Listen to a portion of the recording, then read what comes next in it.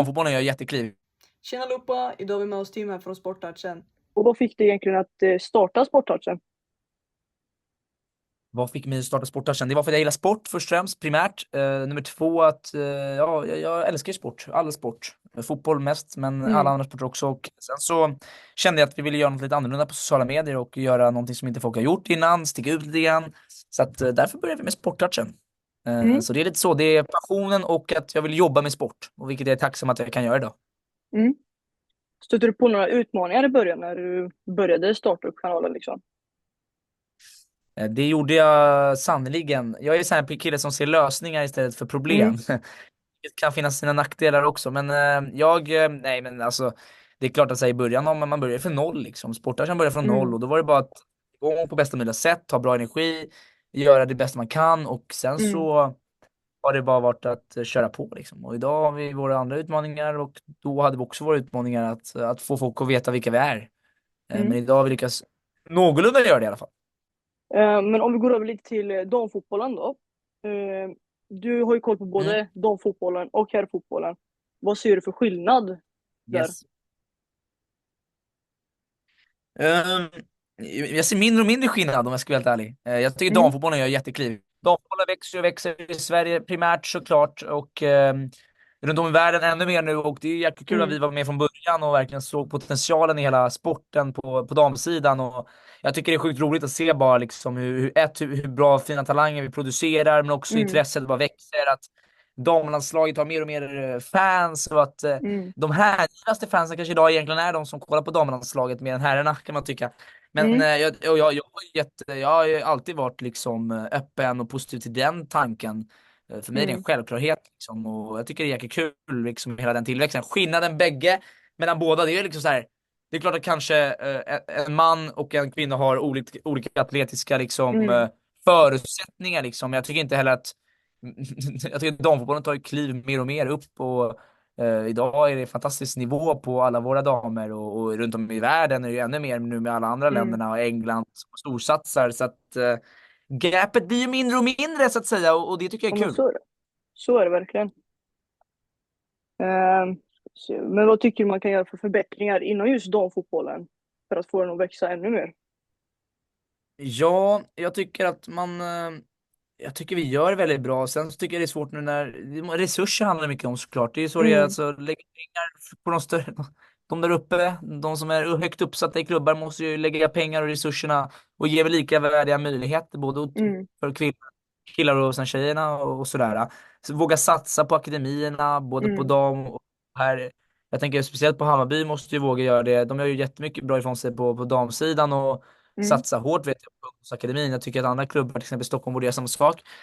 Och sen så, vilket de gör också förmodligen, men det borde liksom finnas en vilja i det där och det är ju såklart någonting man måste vilja. Man ser ju att liksom, damfotbollen tar ju steg varje år och mästerskap efter mästerskap. Nu har vi ett mästerskap som är här i sommar och engagemanget blir större och större så att jag tycker att det handlar om att inse att det är fantastiskt bra.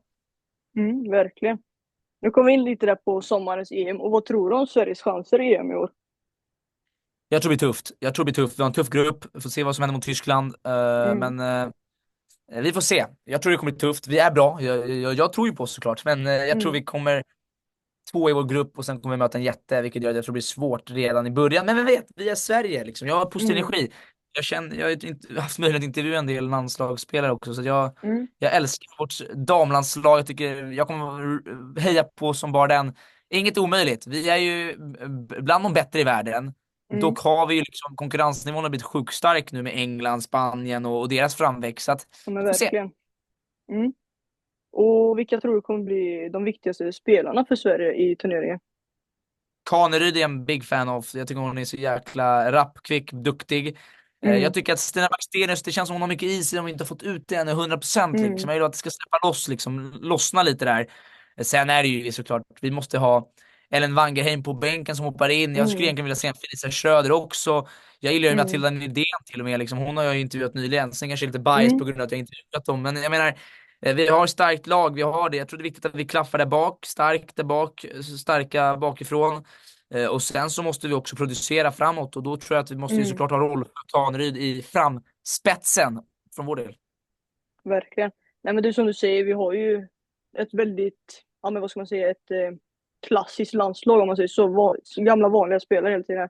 Så får vi in lite Ja, nyare spelare så kommer det nog bli lite vassare om man säger så. 100%. Det har du helt rätt i. Jag håller Och med dig. sen, vem tror du kommer vara, eller vilket lag tror du i turneringen kommer vara Sveriges tuffaste motstånd?